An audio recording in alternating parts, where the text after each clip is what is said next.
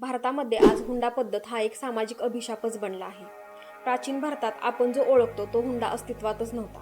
प्राचीन भारतामध्ये स्त्रीधन नावाची एक संकल्पना होती। स्त्रीधन म्हणजे लग्नाच्या वेळी मुलीला दिली जाणारी संपत्ती, जी फक्त स्त्रीची मालमत्ता होती, त्याच्यावर सासरच्यांचा कोणताही अधिकार नव्हता। हे केवळ भारतीय धर्मग्रंथात लिहिलेले नसून वेगवेगळे इतिहासकार आपल्या भारतामध्ये आले, जसं की ग्रीक इतिहासकार मॅगेस्थनीस असो किंवा अलेक्झांडर असो।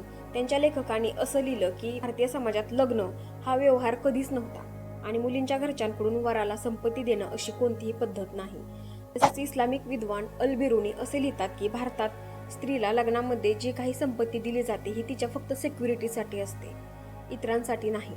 त्यानंतर मध्ययुगीन काळात तर राजे, सरदार आणि श्रीमंत घराणे यांच्यात लग्न म्हणजे सामाजिक प्रतिष्ठेचे एक प्रदर्शन बनलं आणि स्त्रीधन हळूहळू हुंड्यामध्ये रूपांतरित झालं। स्त्रीची सामाजिक स्थिती खालावली, तसेच शिक्षण आणि मालमत्तेचे हक्क देखील कमी झाले आणि हुंडा हा स्त्रीच्या संरक्षणासाठी न राहता तो पुरुषांसाठी एक अपेक्षित लाभच बनला।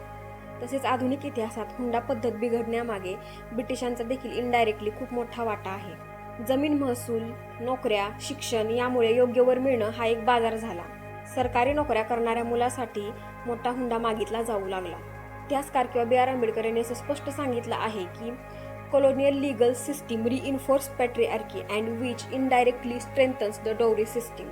म्हणजेच ब्रिटिश कायद्याने पितृसत्ता ही अधिक मजबूत केली आहे। इतिहास हा स्पष्टपणे सांगतो की हुंडा हा भारतीय संस्कृतीची मूळ प्रथा नाही।